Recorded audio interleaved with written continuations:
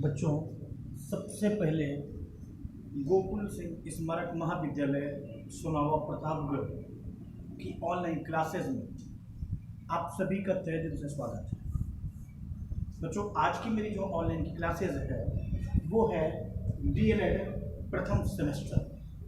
बच्चों, डीएलएड प्रथम सेमेस्टर के बच्चे ध्यान देंगे। आज उनका जो सब्जेक्ट है ना वो है शिक्षण अधिगम के सिद्धांत। बच्चों, शिक्षण अधिगम के सिद्धांत के अंतर्गत आज मैं आप सभी को चैप्टर 2 इकाई 2 में लेकर के चल रहा हूं। इकाई 2 है शिक्षण प्रविधियां एवं नवीन उपागम। बच्चों, मैं आपको बता दूं, techniques of teaching and new approaches, शिक्षण प्रविधियां एवं नवीन उपागम के अंतर्गत आज की मेरी जो ऑनलाइन की जो क्लासेस है, जो टॉपिक है वो है बच्चों, याद रखिएगा, शिक्षण प्रविधि, टीचिंग टेक्निक। आप भी जब टीचिंग करेंगे ना तो उसकी टेक्निक क्या होगी, आप अपनी टीचिंग को प्रभावशाली बनाने के लिए कौन कौन से तकनीक का इस्तेमाल करेंगे, आज मैं आपको टीचिंग टेक्निक यानी शिक्षण प्रविधि के बारे में आपको मैं बताने चल रहा हूं। याद रखिएगा बच्चों, इस टॉपिक के अंतर्गत सबसे पहला है शिक्षण प्रविधि का अर्थ एवं परिभाषा। याद रखिएगा, meaning and definitions of teaching technique. बच्चों, शिक्षण प्रविधि का अर्थ एवं परिभाषा, अगर हम अर्थ की बात करें ना, अगर किसी की मीनिंग की बात करते हैं तो मैं आपको बता दूं बच्चों, याद रखिएगा, शिक्षण ये जो प्रविधि है, शिक्षण प्रविधि से अभिप्राय है एक ऐसी व्यूह रचना से जिसे शिक्षकों द्वारा अपने शिक्षण या अनुदेशन में निश्चित उद्देश्यों की पूर्ति हेतु काम में लाया जाता है या अपने वर्क में प्रयोग किया जाता है। अंग्रेजी के स्ट्रैटेजी शब्द की उत्पत्ति, याद रखिएगा, अंग्रेजी के स्ट्रैटेजी शब्द की उत्पत्ति अंग्रेजी भाषा के स्ट्रैटेजी से मानी जाती है। और अंग्रेजी भाषा के स्ट्रैटेजी से जब ये मानी जाती है तो इसी शब्द का अभिप्राय है, मैं आपको बता दूं, इस शब्द का अभिप्राय है कि किसी भी उद्देश्य की प्राप्ति हेतु अपनाई जाने वाली रणनीति, या किसी भी उद्देश्य की प्राप्ति करने के लिए जब आप कोई रणनीति या कोई नीति अपनाते हैं ना, तो ये उसी की उद्देश्य में अंतर्गत आता है। और अगर हम इकोनॉमिक्स की बात करें, अगर हम अर्थशास्त्र की में स्ट्रेटेजी की बात करें तो अर्थशास्त्र में स्ट्रेटेजी, याद रखिएगा, शब्द का रूपांतरण व्यूह रचना से होता है। अर्थशास्त्र में स्ट्रेटेजी शब्द का रूपांतरण व्यूह रचना से है। यानी एक तरफ हम ये कह सकते हैं कि शिक्षण प्रविधि को रीतियों व प्रणाली आदि विभिन्न नामों से जाना जाता है और विद्यार्थियों के समक्ष पाठ्य वस्तु के प्रस्तुतिकरण हेतु जिन शिक्षण पद्धतियों को प्रयोग किया जाता है, उन पद्धतियों को प्रभावपूर्ण उपयोग शिक्षण प्रविधियों के अभाव में, उनकी कमियों में संभव कदापि नहीं है।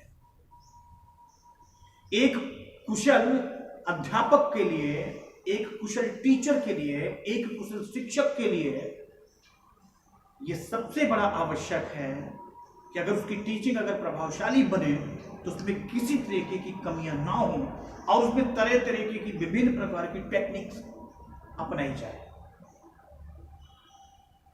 और एक जो कुशल अध्यापक होता है ना, एक कुशल अध्यापक के लिए ये भी आवश्यक है कि उसे ना केवल वांछित प्रविधियों का पूर्ण ज्ञान हो, बल्कि उसके प्रयोग में भी वह दक्ष हो। वो जिस टीचिंग मटेरियल का, जिस शिक्षण विधि का वो प्रयोग कर रहा है ना, वो उसमें दक्ष होना चाहिए, निपुण होना चाहिए। कहीं ऐसा ना कोई मटेरियल आ जाओ और उसको पता ना हो चलाना, उसको चलाने की जानकारियां ना हो, तो ऐसा नहीं हो सकता है। एक कुशल शिक्षक वही है जो अपनी जितनी भी टेक्निक वो अपनाए, जो आपको दिखाए, जितने भी उपकरण, जितने भी मटेरियल वो आपको दिखाए, वो उसको चलाने में निपुण होना चाहिए, दक्ष होना चाहिए, पारंगत होना चाहिए। अगर ये तो हो गया बच्चों मीनिंग की बात, शिक्षण प्रविधि का अर्थ। हम आपको लेकर के चलना है डिफिनीशन, शिक्षण प्रविधि की परिभाषा। मैं आपको बता दूं बच्चों, याद रखिएगा, इन प्रविधियों के संदर्भ में बहुत सारे लेखकों ने, बहुत सारे शिक्षा शास्त्रियों ने अपने अपने परिचय दिए हैं, अपने अपने राय दिए हैं।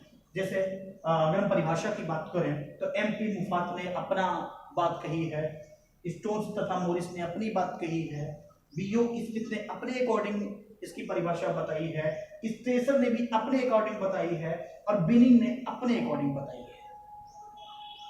सबसे पहले बात करें MP मुफात की। आइए मैं आपको बता दूं बच्चों, याद रखिएगा कि शिक्षण प्रविधियों के संदर्भ में जो भी परिभाषा दिया है, सबसे पहला MP मुफात। और MP मुफात ने क्या कहा है?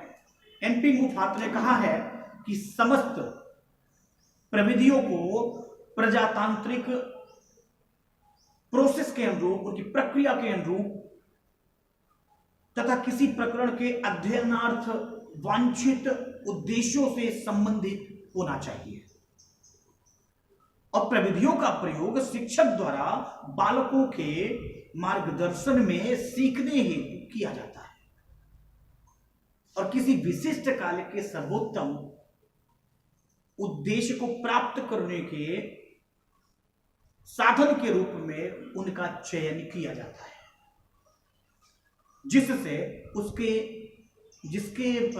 फलस्वरूप किसी व्यक्ति का के जो व्यक्तित्व है, उस व्यक्तित्व का विकास हो। ये कहा है MP मुफात ने। नेक्स्ट परिभाषा में लेकर के चल रहा हूं, जिसका नाम था स्टोन्स तथा मोरिस। बच्चों मैं आपको बता दूं, स्टोन्स और मोरिस ने भी अपने अपने राय दिए हैं।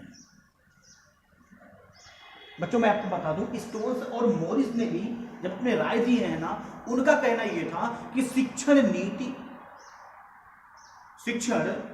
रीति पाठ की सामान्यकृत की प्लानिंग है, एक योजना है जिसमें जिसमें पहले से निश्चित किया गया जो अधिगम व्यवहार है, वो अधिगम व्यवहार की रचना को सम्मिलित किया जाता है, शामिल किया जाता है, और इसमें रीतियों को क्रियान्वित करने हेतु आवश्यक शिक्षण रीतियों का भी उल्लेख किया जाता है। ये कहना था स्टोन्स तथा मोरिस।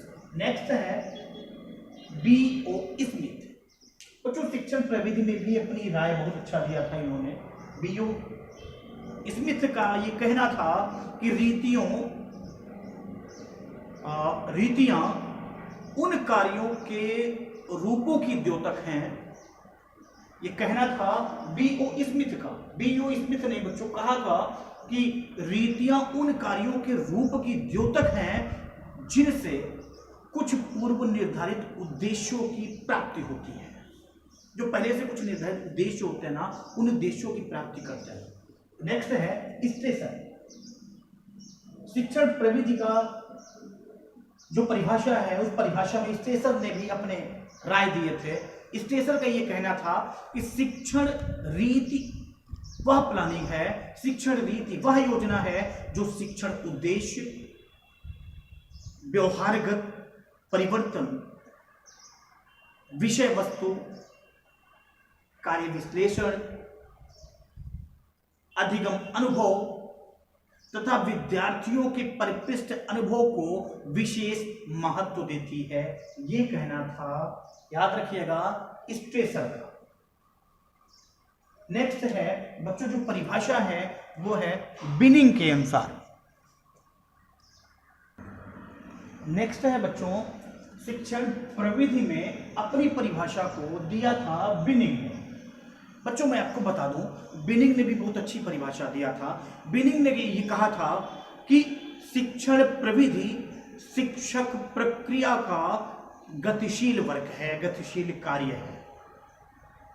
शिक्षण प्रविधि शिक्षक प्रक्रिया का गतिशील कार्य है, ये परिभाषा दिया था बिनिंग ने। बच्चों याद रखिएगा, एन.पी. मुफात ने अपनी राय दिया था, स्टोन्स तथा मोरिस ने अपनी बात कही थी, B.O. स्मिथ ने अपनी बात कही थी, स्टेसन ने अपनी राय दिया था और बिनिंग ने अपनी परिभाषा दिया था। नेक्स्ट मैं आपको लेकर के चल रहा हूं उत्तम शिक्षण प्रविधियों की विशेषताएं। बच्चों मैं आपको बता दूं characteristics of good teaching techniques, और ये है उत्तम शिक्षण की प्रविधियों की विशेषताएं। शिक्षण की कला में प्रयोग की जाने वाली शिक्षण प्रविधियों की निम्नलिखित विशेषताएं होती हैं। जैसे अगर हम कुछ पॉइंट की बात करें तो पॉइंट नंबर 1 ले लें।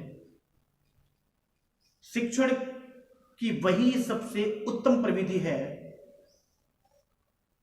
जो पहले से निर्धारित, जो पूर्व निर्धारित उद्देश्यों की प्राप्ति में सहायक सिद्ध हो। दूसरा पॉइंट लें, शिक्षण प्रविधि का जो चयन होता है वो चयन ये देखकर किया जाए, शिक्षण प्रविधि का चयन यह देखकर के किया जाए कि वह सुनिश्चित एवं प्रयोग करने योग्य है कि नहीं है। तीसरा पॉइंट उत्तम शिक्षण प्रविधियों की विशेषताएं मैं बता रहा हूं। तीसरा पॉइंट है शिक्षण की सबसे उत्तम पद्धति कलात्मक होती है और शिक्षक को यह वांछित एवं अवांछित दोनों का ही ज्ञान प्रदान करती है। चौथा पॉइंट अगर हम उसकी विशेषताओं में ले लें शिक्षण प्रविधियों में, शिक्षण की उत्तम पद्धति का चयन व्यक्तिगत आधार पर किया जाता है। जो शिक्षण की उत्तम पद्धति का जो चयन होता है ना, वो बहुत ही व्यक्तिगत आधार पर किया जाता है। पांचवा पॉइंट ले लें तो शिक्षण की उत्तम प्रविधि विद्यार्थियों में एक वांछित परिवर्तन लाती है, एक वांछित बदलाव लाती है और उनमें अच्छी आदतों का भी विकास करती है। अगर हम छठा पॉइंट ले लें तो शिक्षण प्रविधि ऐसी हो जो विद्यार्थियों की विषय वस्तु के प्रति एक इंटरेस्ट पैदा कर सके, एक रुचि उत्पन्न कर सके। नेक्स्ट पॉइंट अगर हम 7वें नंबर पर ले लें तो शिक्षण पद्धति एक ऐसी होनी चाहिए जो विद्यार्थियों को शिक्षा का सक्रिय मेंबर बनाए, सक्रिय सदस्य बनाए।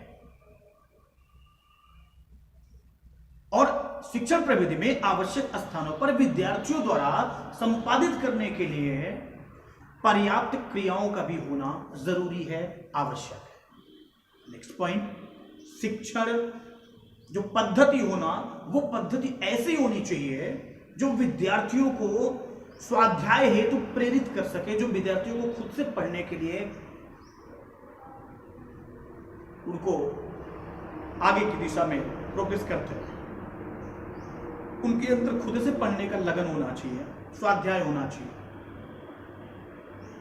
नेक्स्ट विशेषता है पॉइंट नंबर 9 में अगर हम चलें तो एक जो उत्तम शिक्षण प्रविधि होती है ना, वो उत्तम शिक्षण प्रविधि जो है विद्यार्थियों की तर्क, निर्णय और विश्लेषण शक्ति का विकास करती है और व्यक्तिगत विभिन्नताओं को पूर्ण रूप से मान्यता प्रदान करती है। यह है उत्तम शिक्षण प्रविधियों की विशेषताएं, यानी characteristics of good teaching techniques. Next मैं आपको लिए चल रहा हूं शिक्षण प्रविधि की आवश्यकता एवं महत्व। बच्चों मैं आपको बता दूं need and importance of teaching technique. क्या महत्व हो सकता है, कहां जरूरत हो सकती है। शिक्षण प्रविधियों की आवश्यकता एवं महत्व स्पष्ट करने के लिए बिनिंग ने ही कहा था, आपके सामने लिखा हुआ है, बिनिंग महोदय जी ने कहा था कि एक सैनिक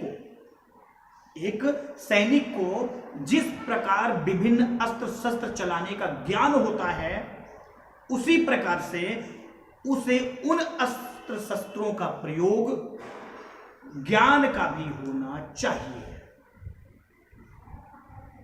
एक शिक्षक को भी ज्ञानवान होना चाहिए और ठीक इसी प्रकार शिक्षक को शिक्षण प्रविधियों से ये अवगत होना भी आवश्यक है कि तभी वह युद्ध क्षेत्र में कुछ कर सकता है, तभी वह क्लास में जाकर के अच्छी टीचिंग कर सकता है। और इसी प्रकार शिक्षक को विषय वस्तु व विषय पद्धति दोनों का ही ज्ञान आवश्यक है। उसे विषय वस्तु के ज्ञान के साथ साथ छात्रों की समस्याओं को जानना है और अध्यापन की जो प्रक्रिया है ना वो बहुत सरल बनाना है। उपर्युक्त परिभाषा के आधार पर यानी विनिंग के द्वारा कहे गए बातों के आधार पर, विनिंग के द्वारा कहे गए परिभाषा के आधार पर यह स्पष्ट हो जाता है कि शिक्षण सिद्धांत का निर्माण हम किस प्रकार करें। और यह भी समझना आवश्यक है कि शिक्षण सिद्धांत की ये आवश्यकता है या नहीं, अर्थात शिक्षण सिद्धांत के बिना शिक्षण संभव ही नहीं है। अतः शिक्षण की मूलभूत आवश्यकता कहां कहां पर ये दृष्टिगत किया जा रहा है वो निम्नलिखित है। जैसे बच्चों हम आपको कुछ पॉइंट लेकर के चलना है शिक्षण प्रविधि की आवश्यकता है और महत्व में। जैसे शिक्षण की प्रकृति का निर्माण करने के लिए वो भी आवश्यक होता है, शिक्षण की प्रकृति का निर्माण करने के लिए आवश्यक होता है। दूसरा, शिक्षण एवं अधिगम संबंधों को स्थापित करने के लिए इसकी आवश्यकता और महत्व होती है। भाई संबंध जो शिक्षण और अधिगम का संबंध है उन संबंधों को स्थापित करने के लिए भी इसकी जरूरत होती है, आवश्यकता होती है, महत्व होती है। नेक्स्ट, शिक्षण की नवीन तकनीकों की जानकारी के लिए आवश्यक होती है। उसकी टेक्निक क्या है, उसके जो उसकी तकनीक में जो कुछ जानकारियां हैं ना वो आपको लेना चाहिए। नेक्स्ट, शिक्षण अनुदेशकों के निर्माण में, शिक्षण अनुदेशकों के निर्माण करने में भी सहायक होता है। नेक्स्ट, आवश्यकता और महत्व, शिक्षण उद्देश्यों का निर्धारण करने में यह सहायक होता है। नेक्स्ट, सुनियोजित, सुसंगठित एवं अच्छे ढंग से पाठ योजनाओं को क्रियान्वित करने के लिए भी इसकी आवश्यकता और महत्व होती है। नेक्स्ट, शिक्षण के विभिन्न चरों की भूमिका एवं अनेक संबंधों का पता लगाने के लिए भी इसकी आवश्यकता एवं महत्व होती है। नेक्स्ट है बच्चों, शिक्षण विधियों के द्वारा ही बालक के पूर्व व्यवहार से लेकर के मूल्यांकन तक का नियोजन जो किया जाता है उसकी आवश्यकता और महत्व पर बल दिया जाता है। नेक्स्ट है, शिक्षण कौशलों के निर्माण एवं अनुपालन के लिए आवश्यक शिक्षण को व्यवस्थित करने के लिए शिक्षण विधि मार्गदर्शिका के रूप में सहायक। नेक्स्ट है, शिक्षण को वैज्ञानिक दृष्टिकोण प्रदान करने में भी इसकी आवश्यकता एवं महत्व होता है। नेक्स्ट है, शिक्षण विधि कक्ष में प्रभावशाली शिक्षण के लिए आवश्यक होता है। तो याद रखिएगा बच्चों,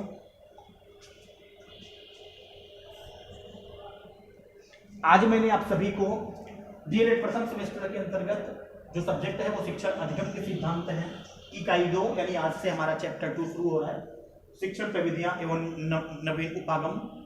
और इसके अंतर्गत यूनिट 2 के अंतर्गत जो टॉपिक है वो है शिक्षण प्रविधि यानी टीचिंग टेक्निक्स। टीचिंग टेक्निक में मैंने आपको शिक्षण प्रविधि का अर्थ बताया।